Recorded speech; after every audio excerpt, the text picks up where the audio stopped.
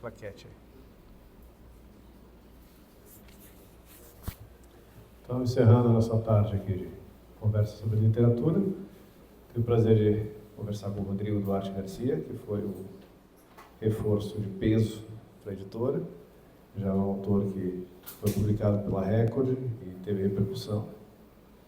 E, então, acaba sendo uma coisa diferente na editora. O Rodrigo e o Alexandre Soares Silva são os dois caras que já tinham uma trajetória fora da Danúbio e que vieram somar. Isso eu acho muito bacana. Então, o livro que veio a somar é Os Flamingos, que é um livro que demorou 9 anos para ser publicado e que já teve bastante hype prévio. Já tem muita gente falando sobre esse livro na internet há pelo menos uns 2, 3 anos aí. E agora está aí. Então, a primeira pergunta não tem como não fazer, é sobre o tempo de publicação. Você publicou um livro em 2016 e agora só em 2025. É isso aí. Boa tarde, pessoal. Primeiro, agradecer muito o convite aqui do Diogo, agradecer a presença de todo mundo, agradecer duplamente o Diogo, não só pelo convite, mas por ter aceitado a empreitada de publicar esse catatal aqui de 600 páginas. É uma honra enorme para mim fazer parte da Danúbio com esse projeto também. E de fato foi isso mesmo, né? Eu publiquei Os Invernos da Ilha em 2016 e já tinha a ideia desse livro na cabeça, mas de fato são 4 histórias que vão se intercalando e que eu não consigo começar a escrever se eu não tiver tudo exatamente não, mas pelo menos 80% muito estruturado. Então, tem uma parte que se passa em 1798, na invasão de Napoleão ao Egito. Então, uma boa parte com pesquisa também, só o suficiente para não ficar falando muita besteira, mas para eu ter também a liberdade de poder inventar o que eu quisesse. Então, tudo isso, assim, trabalhando, pelo menos aí foram 7 anos de pesquisa e escrita, mais os anos até publicação e tudo mais, mas foram aí esses 7 anos para ter agora os Flamingos aqui com a gente. Qual foi a fagulha? Você falou que você já tinha ideia há muito tempo de escrever esse livro, mas qual foi a fagulha? Assim, como é que começou? São 4 histórias que se entrelaçam, tem um corte temporal de mais de 200 anos, mas alguma dos personagens, alguma das cenas, alguma das coisas nasceu primeiro. Qual foi? Só para falar muito rapidinho aqui, né? O livro são essas 4 histórias, mas tem um eixo principal, que é uma personagem de 18 anos, a Lila, que recebe uma herança. Ela faz 18 anos, recebe uma herança do pai que tinha morrido 1 ano antes, e essa herança vem com, além de tudo, umas cartas de uma antepassada e uns objetos misteriosos que ela descobre que haveria um dever de honra de devolver aos antigos donos. E acho que essa foi a fagulha principal, né? Contar essa história. Primeiro, eu queria algumas personagens femininas, e esse lapso de 200 anos entre os personagens, também todos com 18 anos, né? Eu conto a história do pai dela com 18 anos em 1969, a história da antepassada em 1798, também com 18 anos, ela com 18 anos em 2011. Um pouco, eu queria contar isso para... Também não é que é uma grande mensagem nem nada, mas me atraía essa ideia de mostrar que a gente não muda tanto assim, né? O que é essencial para a gente, hoje era essencial também 200 anos antes, falar da morte, dos problemas metafísicos e tudo isso. Então, era um pouco essa ideia principal que aí foi se desenvolvendo com as histórias todas. Na tradição literária brasileira não é muito comum esse recorte temporal tão grande e também a abrangência geográfica. Se passa na França, se passa no Brasil, mas também se passa na França, se passa no Egito, se passa em outras partes do Brasil, Mato Grosso, Pantanal, que não costuma ter essa abrangência. Foi de caso pensado ou foi só a exigência da história? Foi, eu acho que o que eu queria era contar uma história interessante, em primeiro lugar, antes de qualquer coisa, né? Até pegando muito do que a gente estava falando de literatura nacional, formação nacional. Para mim, o mais importante nisso tudo é a língua, né? É o estilo. Então, se a história vai se passar um pedaço aqui no Mato Grosso, outro em Alexandria, são contingências que de fato não são o essencial da história que eu queria fazer. E no final, você tem tantas oportunidades, para que eu vou fechar alguma coisa aqui, se eu posso contar uma história que se passa uma parte no Pantanal, não de propósito, mas outra parte em Alexandria, uma parte na França, quer dizer, a coisa se desenrolando por tudo isso. Então, foi naturalmente a partir da história que eu queria contar, mas sem ser de caso pensado. O teu primeiro livro já tem esse componente da aventura, nesse livro também tem o componente da aventura. Então a aventura é importante para você na literatura. De onde que vem essa concepção artística, essa concepção da literatura com um retrato de grandes aventuras?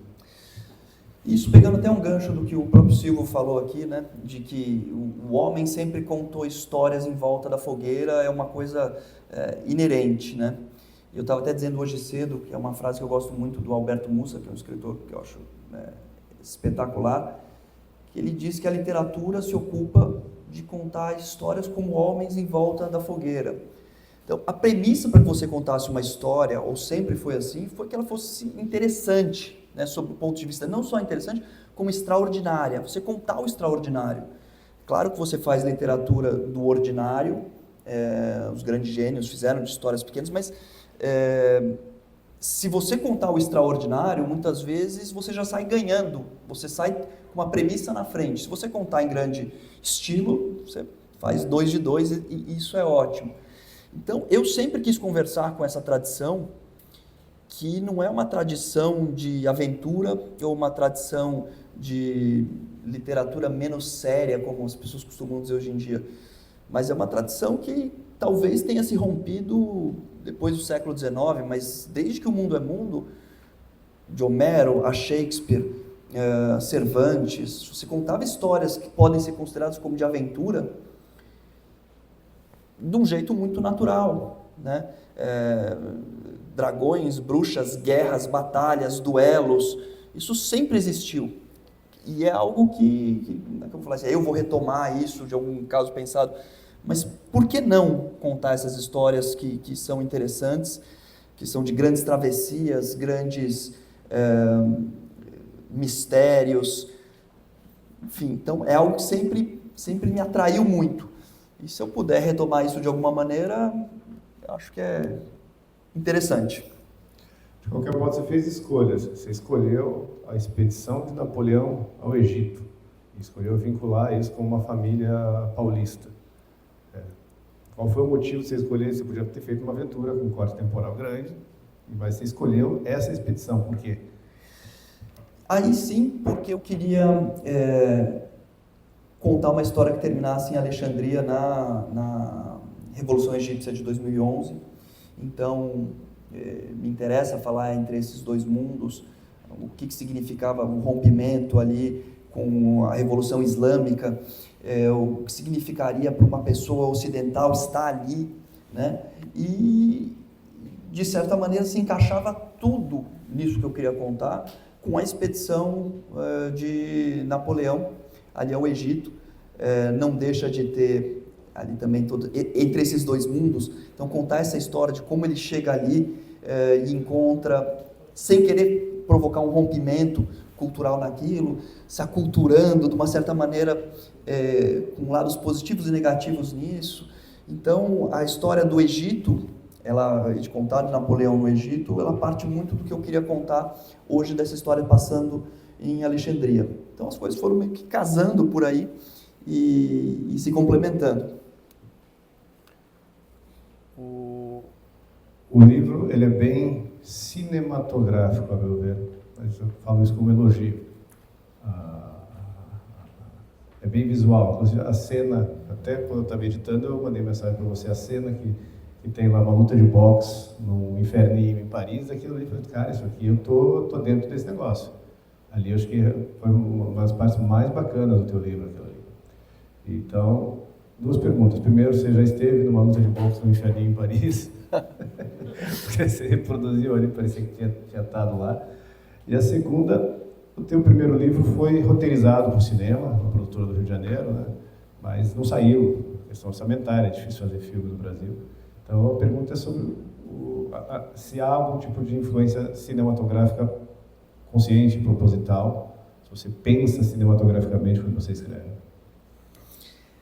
Não, acho que não tem nenhuma... É difícil... Alô? É difícil dizer se não tem até inconscientemente. É claro que eu realmente acho que, assim, no que eu escrevo, eu tenho influência de poesia, de música, estilisticamente, de quadros, né? Se você pegar, tem uma passagem aqui no Louvre, que todos os personagens ficam observando os quadros na sala do Rubens ali, e cada um olhando um quadro e aprendendo aquilo para a própria vida e colocando. Então, que há também na linguagem cinematográfica alguma coisa que você aprende e devolve isso na linguagem escrita, eu não tenho dúvida. Talvez não conscientemente, mas e nos inversos ainda também isso não aconteceu, né? Embora tenha muita gente dito assim, olha, eu consigo ver isso aqui como um filme, acho que faz todo sentido, embora uma superprodução difícil de fazer. Agora, até essa produtora carioca, que não foi para frente, eu estou com uma outra produtora que talvez saia agora, se der certo, ótimo, né? Mas eu acho que é muito mais o contrário. Eu escrevo, se isso for transferido e transformado numa linguagem audiovisual, cinematográfica, ótimo, mas eu não estou pensando nisso jamais. O título do livro é Os Flamingos e tem uma epígrafe do Bruno Tolentino que menciona flamingos. O que veio antes? O título trouxe a epígrafe ou a epígrafe trouxe o título? É difícil saber dizer o que veio antes, mas o livro, o Bruno Tolentino, ele está no livro inteiro, né? O Bruno, ele escreveu todos os livros dele até chegar na Imitação do Amanhecer, pensando ele fala, nunca quis e nunca pude cantar senão a finitude. Esse foi o grande tema da vida dele e para mim é o tema de tudo que eu escrevo, né? A gente vai morrer, essa é a realidade última, é a realidade metafísica e física. E o que a gente faz com essa realidade? A gente aceita a morte, a gente rejeita, né? E aí são duas figuras muito fortes nos livros do Bruno Tolentino. Uma delas são os flamingos, e que ele conta isso desde as Horas de Catarina até na Imitação do Amanhecer, como uma figura de rejeição da finitude, né? Ele conta, e aí tem tudo a ver aqui com Alexandria, de uma cena em que os flamingos, toda vez que anoitecia, que havia o pôr do sol, numa lagoa em Alexandria, esses flamingos levantavam voo e fugiam do pôr do sol. Eles iam em sentido contrário. Então, uma imagem bonita da não aceitação da morte. E com isso se refletia nas asas vermelhas deles, um novo deles, o sol, como se eles imitassem o amanhecer e com isso falsificassem a realidade mais impossível de se falsificar, que é a morte. Então, essa é a simbologia, a epígrafe fala disso, né? Então, é o voo dos flamingos ao Oriente. E tem tudo a ver com o livro também, com essa coisa do Oriente com o Ocidente. E ele faz até na Imitação do Amanhecer esse contraste entre os flamingos e o servo da Lapônia, que é o que vai morrer em direção ao pôr do sol. Então ele vai andando sempre aceitando a morte, que para mim é a grande questão da existência. Alô? Foi? Que é a grande questão, e eu acho que vou escrever todos os meus livros no final contando histórias diferentes, mas tendo esse tema, como pano de fundo de tudo. É o que me interessa, escrevendo histórias interessantes, extraordinárias, mas falando disso. E nos Flamingos é o tema que passa por tudo.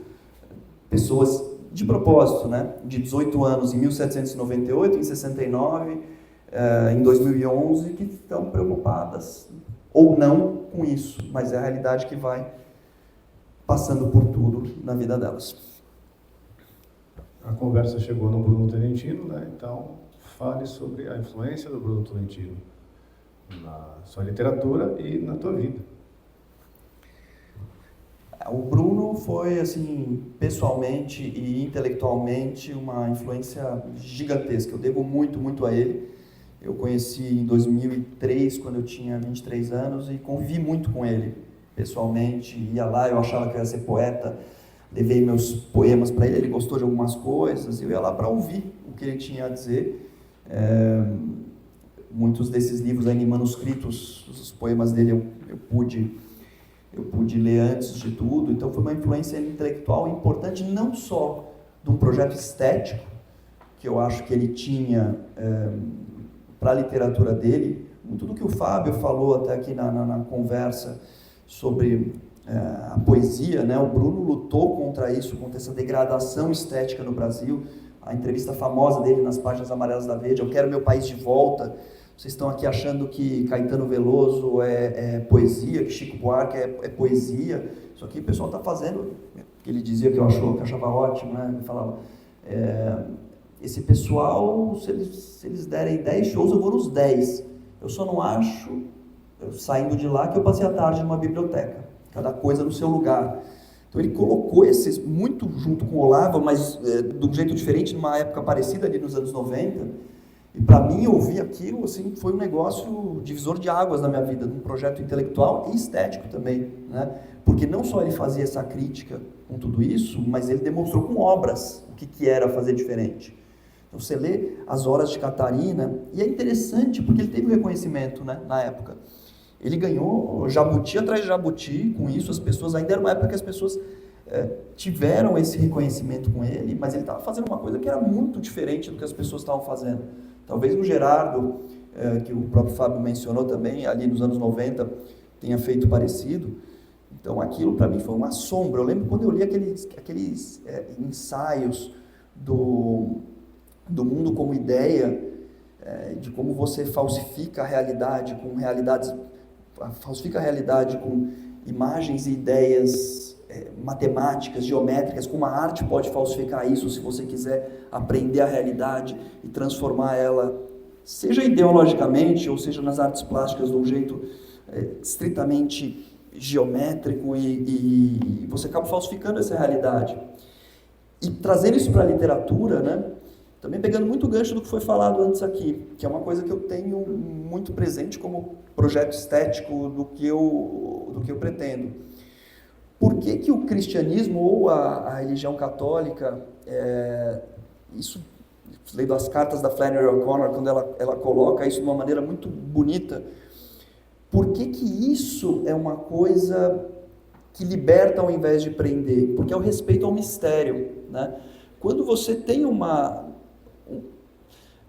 consciência da realidade metafísica e da realidade de que Deus age na história, ou de que a gente não é só matéria, e você vai espelhar isso, a gente tem um limite do conhecimento dessa realidade. A gente não consegue aprender tudo. Então você só espelha aquilo com esse respeito ao mistério da realidade. O Bruno fazia isso o tempo inteiro, e o mundo como ideia que ele tratava de um jeito filosófico e também artístico, para mim foi um divisor de águas, assim, eu se puder fazer um centésimo do que ele fez, meditando sobre esse assunto e transformando isso também num projeto estético e artístico, eu me empolgo quando eu falo dele, porque realmente é um negócio diferente, que eu acho que daqui a 100 anos a gente vai estar falando dele ainda e cada vez mais. Você conheceu o Bruno Tolentino, se encantou, foi atrás, mas passei atrás é porque já tinha algo que te empurrava, a vocação literária. Você é advogado de profissão, mas claramente não é um sujeito que usa a cultura a literatura como ornamento, aquela figura do medalhão, juiz, advogado, que quer ter a pompa do literato. Não, dá para ver que é a vocação mais precoce. Até achou que ia ser poeta, então, de onde é que vem isso? Qual que é a tua história mesmo? Desde que eu me lembro, eu sempre quis escrever e contar histórias, né? Eu tenho ainda o meu primeiro livro, entre aspas, que eu escrevi com 10 anos, chamado Em Busca de Aventuras, um personagem que precisava curar a mãe e ia passar por um monte de aventura para pegar uma planta medicinal, não sei, na montanha de não sei aonde. Eu tinha um detetive que chamava Klaus Thornton, também quando eu tinha 9, 10 anos, que era um alemão que morava em Chicago, sei lá porque eu escrevia as histórias de detetive deles. Eu sempre quis escrever. Se eu não publicar mais nada, mas só... para mim, esses 7 anos que eu passei isso, além de ser a coisa... Isso é minha vida, né? Eu acho que é a definição exata de vocação mesmo, contar essas histórias, e desde sempre, eu sempre quis ser. Então, enquanto eu não ganho na Mega Sena, eu de fato preciso ser advogado, então não tem muito jeito, né? Aquela coisa. Mas desde sempre, então leitura e escrever não foi uma coisa tardia, ao contrário, sempre escrevi, e acho que vou continuar, não importa o que aconteça. O que você lia na infância? Você escreveu um livrinho 10 anos, mas o que você lia? Como é que começou a tua formação de leitor, assim? Eu li, acho que não é muito diferente da maioria das pessoas, literatura policial, aventura, estou na Agatha Christie, Sherlock Holmes, coleção Vagalume, para os que são mais velhos aqui, que é uma coisa dos 80, que eu lia muito. E meu pai tinha uma biblioteca espetacular em casa, e ele ia colocando as coisas. Agora lê isso aqui, você gosta disso? Vai lendo. E comecei, muito pequeno, a ler os clássicos todos. Eu lembro meu pai falava assim, ó, se gosta de mistério, lê esse conto aqui do Machado de Assis, A Cartomante. Então, ele ia colocando coisas que eram interessantes também, e eu tive esse exemplo em casa, e lia tudo desde pequeno. Mas começando isso, com literatura de aventura policial, completamente viciado.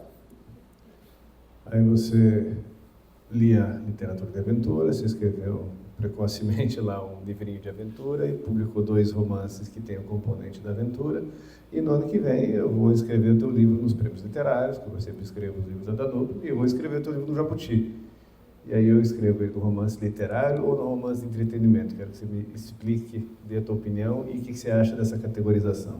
Essa categorização é uma das coisas mais burras que me revoltam desde sempre, porque para mim não faz o menor sentido, né? essa separação.